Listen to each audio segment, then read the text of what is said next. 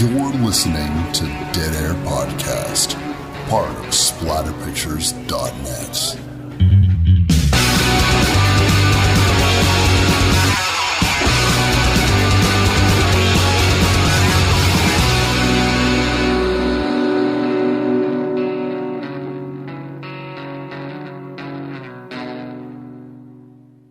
What's up, everybody? Wes Dead Air Knipe here. Without typical Lydia, she's off hiding the bodies of all the other hosts I've tried to replace her with. I'm just kidding. Couldn't do it without her.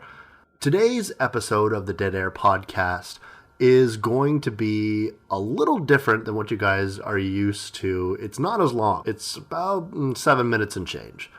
And the reason for that is because this show in its original incarnation was going to be very different. It wasn't going to be its own thing.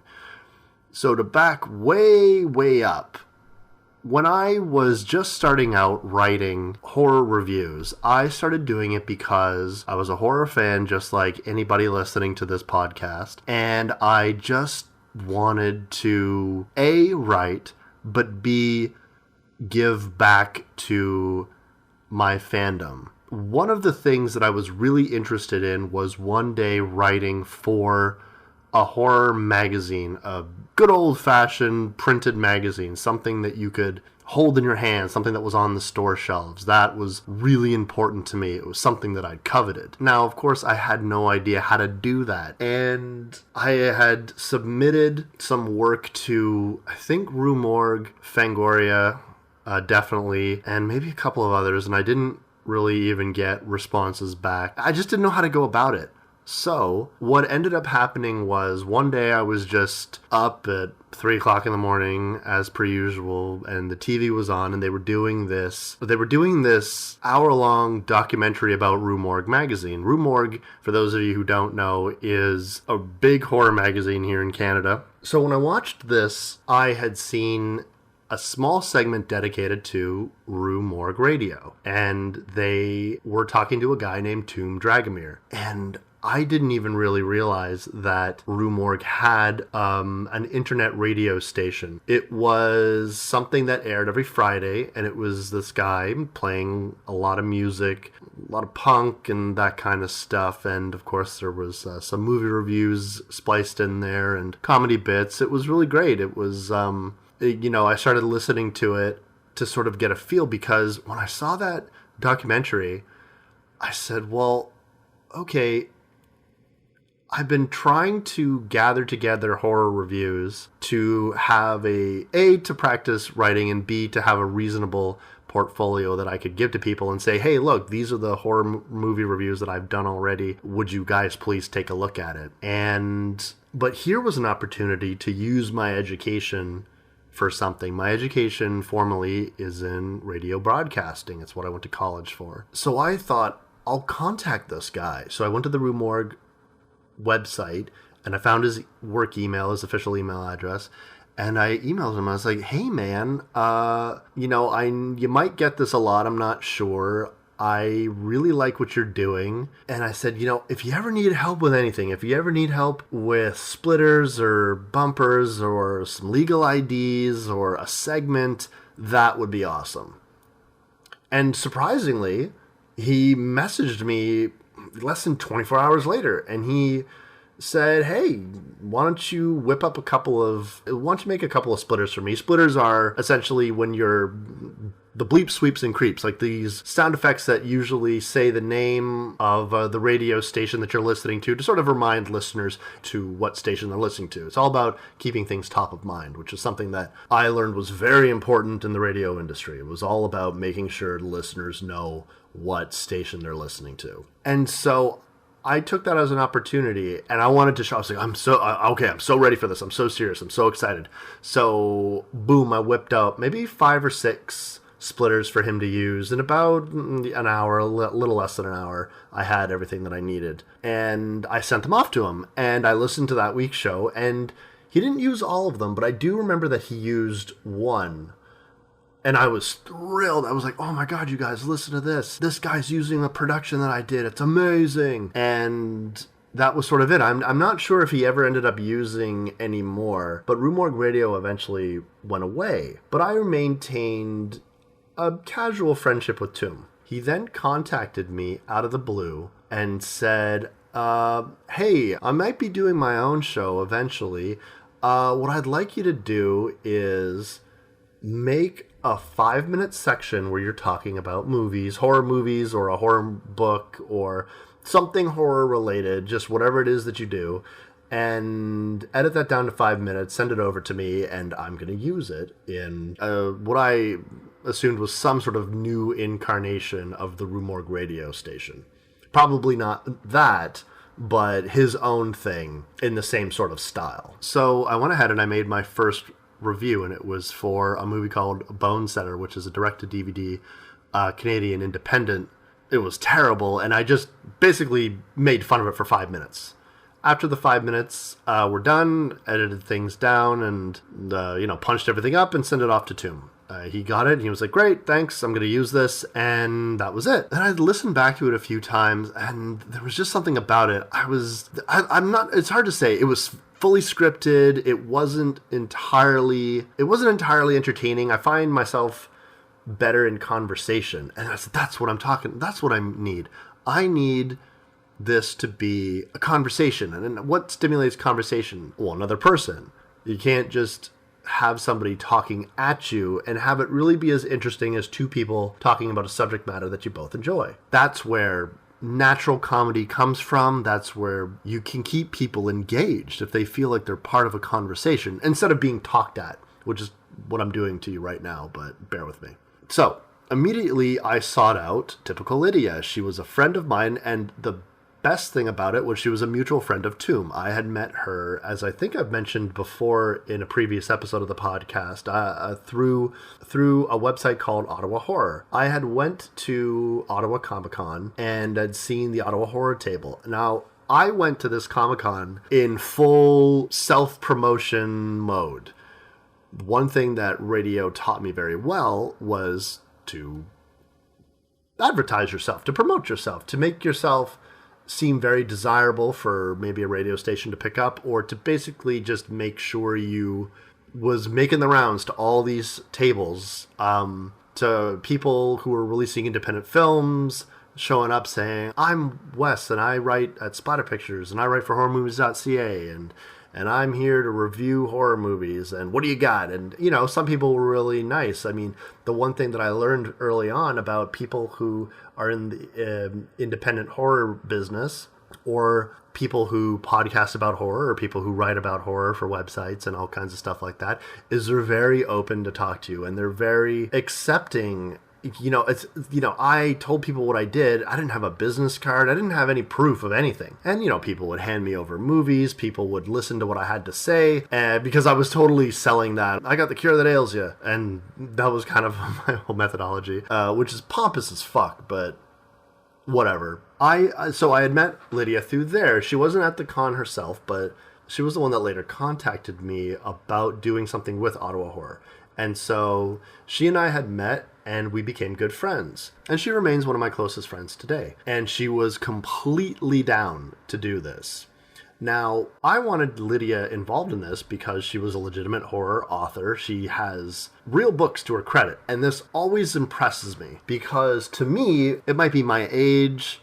It might be the fact that I'm kind of materialistic. I like to have things. I like physical copies of movies. I like physical copies of games. I like physical copies of books. I'm not really all into the digital. Yes, I mean, I get it. Like, I get that, oh my God, you can have hundreds of movies that occupy no space. You could have hundreds of books that occupy, a little Kindle. You can have all kinds of music and occupy the size of an iPod or your cell phone or something like that. And I'm not, I get it. I'm not an idiot. I know that's where the world is going, but there's always going to be something about the fact that you could hold something that you've created and someone else can hold that, and you could go to a store and something you've created has been there. And that's Lydia to me. That is something that she has. So I was really excited for her to be involved in this. And so we started recording. episodes very sporadically. And the routine was go to her place, watch the movie, turn on the microphone, have a conversation, and then I would try to edit that down. Now, initially, these conversations were not supposed to be very long. Again, we're talking about 5-minute segments. So if you end up talking for an hour, it becomes a massive pain in the ass to tighten it up and make sure that you're coming in within the 5 minutes. So the first few episodes, we did a pretty good job. You know, we talked for 20 minutes, 30 minutes, and then I'd cut that down. Slowly but surely, things started to get longer and longer and longer, up to the point where there's certain episodes that I've edited that are an hour and a half long of conversation that I have to cut down to 5 minutes. And then just looking, I'm like, what the fuck were we thinking? This is so much work. So anyways, one thing that I had noticed is that these episodes that Toom originally wanted to do never really materialized. And, you know, that's no fault of him. You know, he's got his job, he's got Toom TV, he's got all these other things, you know, spinning many plates. And this was probably just a whimsical thing in the back of his mind. Then I was sitting there just thinking, oh, fuck, we got all these episodes in the bag. I was like, why wait? Why wait for him to be ready to use them if he's ever going to? Why not just put them up? Let's do our own show. I'll put them up on splatterpictures.net, and then we'll just have our own show called Dead Air Podcast. Why wait for anybody to be ready for us when we're ready now? So I talked to Lydia about it, and of course she was completely ready and willing to do this. And I was like, great, awesome, let's do this. So, within that, some of the episodes that you've heard previously were recorded just a few weeks ago, but there's also others that have been around for 2 years. So it's a pretty good chunk of time in between episodes. But now Lydia and I have gotten into a rhythm. Some of the episodes are a little shorter than others. But again, this is because they were originally conceived to be only 5-minute segments. The one that we're going to be listening to today is for a film called Tombs of the Blind Dead. It was only 7 minutes long. So that's just about where we are. So instead of just giving you an episode that only is going to be about 7.5 minutes long, I thought, fuck it, I'll just do a little bit of an intro, give you a little bit of history behind the podcast as we're moving forward. I hope you've been enjoying this podcast. We got a lot more episodes in store.